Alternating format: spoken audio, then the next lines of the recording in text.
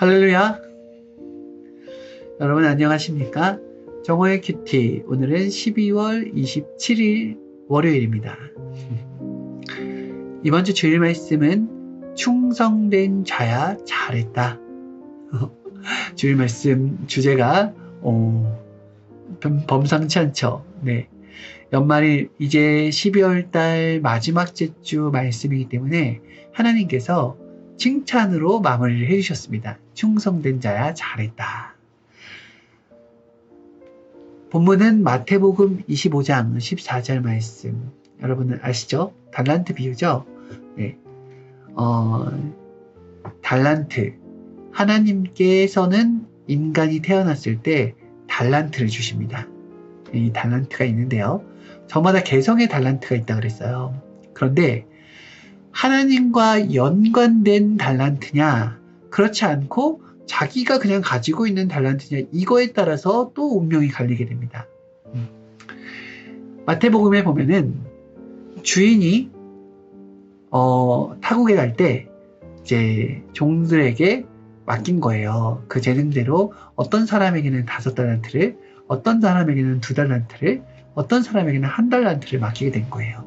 그런데 이 주인이 달란트를 맡겼을 때, 한 5달란트를 받은 종은 열심히 그걸 감격하면서, 주인이 나한테 이렇게 많이 맡기다니.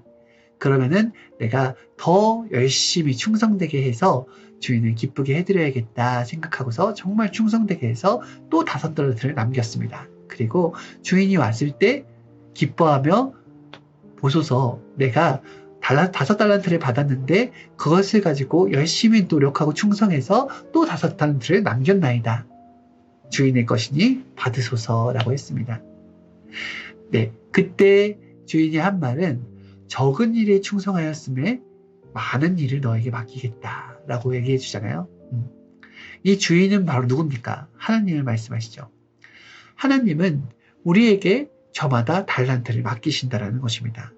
하나님과 연관된 달란트지 내가 기존에 갖고 있었던 것이 아니다라는 것을, 이 개념을 여러분 정확하게 알아야 돼요. 나의 재능, 내가 좋아하는 것, 이것이 아니라 주인이 맡긴 것을 달란트라고 하는 거예요. 주인이 맡긴 것. 2달란트를 맞은 한 사람도 똑같이 그것을 귀하게 여겼죠. 주인이 나에게 2달란트를 맡겼다. 와, 감사하다. 정말 내가 충성되게 해서 또 2달란트를 남겨서 주인을 기쁘게 해드려야지 하면서 열심히 해서 2달란트를 남겼고, 역시 주인은 똑같이 5달란트를 남긴 자와 똑같이 대우를 해줬습니다. 문제는 1달란트를 받은 사람한테 있었죠. 1달란트를 받은 종은 주인의 의중을 모르고 그것을 묻어두었어요.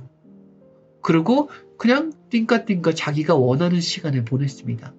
그리고 주인이 돌아왔을 때 그것을 파서 다시 그대로 줬어요. 드렸어요. 주인이 그것을 원한 것이 아니었단 말입니다. 이는 무엇을 말하느냐? 충성된 자와 충성되지 않은 자를 얘기한 거예요. 그러면 나라는 사람은 충성된 자인가 충성되지 않은 자인가, 여러분 알아볼 수 있겠죠? 그죠? 하나님이 맡긴 것을 귀하게 여겼느냐 귀하게 여기지 않았느냐, 이것을 가지고 따져본단 말입니다. 주인이 맡긴 것을 귀하게 여겼느냐, 귀하게 여겼다고 한다면 그렇게 안 했다라는 거예요. 이것을 정말 가치 있게 여겼다고 한다면은 1달란트를 받았어도 그래, 내가 열심히 충성으로 해가지고 또다시 1달란트를 남겨서 주님께 주인이 왔을 때 드리자, 이런 마음이어야 된단 말입니다. 여러분도 그렇고 저도 그렇고 이 세상에 태어나게 되었습니다. 그리고 하나님과 주님을 알게 된 것, 그때부터 나의 제2의 인생이 시작되는 거예요. 그때부터.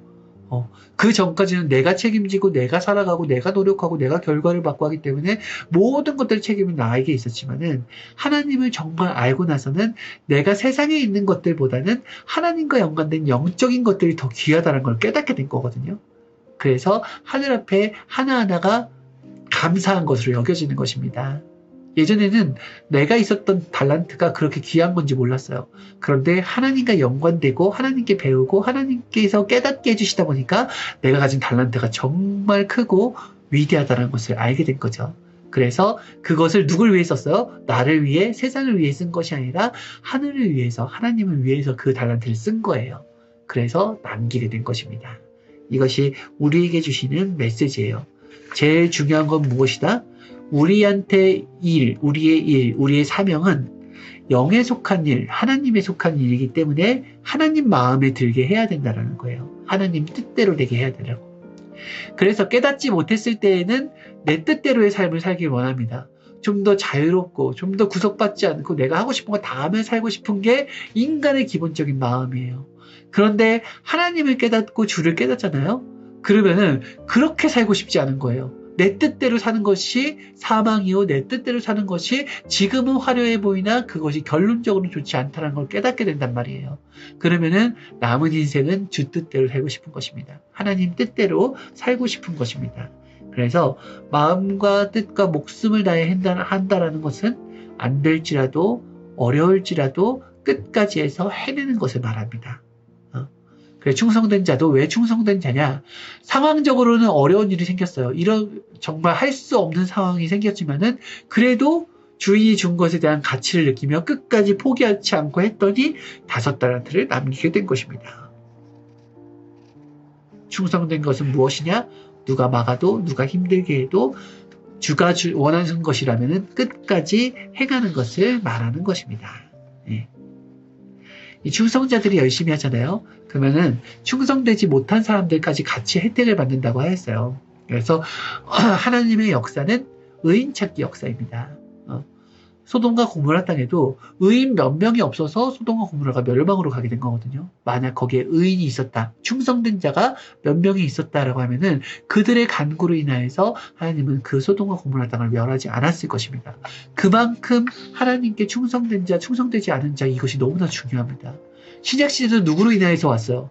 신약시대도 12제자, 11제자로 인하여서 복음이 전파가 되었죠. 그래서 하나님의 역사는 막 대규모의 사람들이 막 일어나서 이렇게 웅장하게 가는 역사가 아니라 진짜 깨달은 자, 진짜 충성된 자, 진짜 의인을 찾는 역사이기 때문에 그만큼 신앙이라는 것이 어렵다라는 거예요. 의인이 돼야 되니까, 의인이 나와야 되니까. 시대의 운명을 바꾸는데 적당한 신앙심을 가지고서 될 수 있겠습니까? 하늘 앞에 충성된 자가 되어야겠죠. 그죠? 그래서 하나님은 가르치시는 거예요. 어떻게? 하나님이 쓰시기에 합당하게 가르쳐주는 것입니다. 우리도 세상의 뜻대로 성장되고 싶습니까? 여러분은 세상에 쓰임받는 사람의 모습으로 성장되고 싶습니까? 그러면 아마 세상을 즐기며 세상을 따라서 갈 거예요. 그런데 하나님의 뜻대로 성장하길 원합니까? 그러면 하나님의 가르침을 받아야겠죠. 그리고 하나님이 원하시는 대로 성장을 해야 되겠죠. 그래서 하나님의 말씀에 귀를 기울이고 하나님의 의중을 알기 위해서 하나님과 대화를 청하는 것입니다. 기도로요. 그렇죠? 네. 그래서 어떤 일을 하든지, 내가 사업을 하든지, 내가 식당을 하든지, 내가 아니면은 스포츠를 운영하든지, 내가 어떤 회사를 다니든지 다 무엇이냐면은 하나님을 위해서. 그래서 하나님의 의중을 묻고 하면은 하나님은 나도 잘되게 해주시고 나로 인하여서 충성되지 않은 그런 회사까지도, 나와 주변의 모든 것까지도 하나님은 잘되게 해주신다라는 것입니다. 왜? 내가 하나님의 거니까 내가 하고 있는 그 모든 것들도 다 하나님 안에 속하게 돼버리는 거예요. 그런데 내가 하나님 것이 안 되니까 나와 연관된 모든 것들도 다 하나님과 연관되지 않은 것이 돼버려서 하나님의 축복을 못 받는다라는 것입니다. 소질과 재능, 달란트는 하나님과 연관되었느냐 연관되지 않았느냐가 굉장히 중요해요. 베드로를 보게 되면은 베드로는 힘이 셌죠. 그리고 고기를 잘 잡았습니다. 배를 아주 잘 탔어요. 그것이 바로 베드로의 달란트냐? 아니에요. 그것이 달란트면 평생 그 일을 하며 살았겠죠. 그것이 달란트가 아니라 그것보다 내가 힘이 세고 내 방식대로 사는 그 뱃사람의 인생보다 예수님께 배우는 인생이 훨씬 더 가치 있다는 것을 깨달았기 때문에 그 모든 것들을 버리고 예수님을 쫓아간 거거든요. 그래서 새롭게 예수님으로부터 가르침을 받고 깨달음을 받고서 자기의 달란트가 뭔지를 새롭게 깨달았어요. 진정한 달란트를. 베드로의 진정한 달란트는 바로 담대함입니다. 거침없어요. 그리고 목소리가 우렁차요. 그러면서 신뢰감이 있어요. 순수함이 있어요. 그러니까 그 증거가 힘있고 능력이 있어서 예수님이 돌아가신 다음에도 그 외침의 역사가 일어난 거예요. 알겠죠? 베드로의 달란트는 뱃사람의 달란트가 아니라 담대함과 그런 어떤 하나님, 예수님의 가르침으로 인한 심정적인 것, 그리고 누구보다도 순수하게 외치면서 힘있게 외치는 그것이 바로 베드로의 달란트가 되었다는 것입니다. 달란트라는 것은 하나님과 연관된 것이 달란트다. 여러분, 그것을 절대 잊으면 안 됩니다. 그래서 하나님이 이 땅에 예수님을 보낼 때에도 그냥 달란트를 무조건 줘서 한 것이 아니라 예수님이 성장하면서 하나님께 지혜를 받아서 정말 하나님 그 성장하는 속도나 성장하는 깨달음이 그냥 보통 사람과 같지 않더라라고 써있거든요. 그러니까 하나님의 가르침을 잘 흡수했던 거예요. 그래서 그가 메시아가 되었던 거지, 중간에 하나님의 말씀을 소홀히 하고 그냥 자기 마음대로 했다고 한다면 메시아로 예정은 되었으나 메시아가 안 될 수 있는 것입니다. 아담처럼요. 알겠죠? 역사는 항상 하나님의 잘못으로 깨지는 게 아니라 인간의 잘못으로 깨지게 됩니다. 그래서 하나님의 가르침을 받는 것을 좋아해야 되고요. 하나님의 뜻대로 사는 것을 기뻐하고 감사할 수 있어야 되는 것입니다. 지구촌의 왕이 하나님이 된다고 해보세요. 그러면 지금 같은 세상이 만들어지지 않습니다.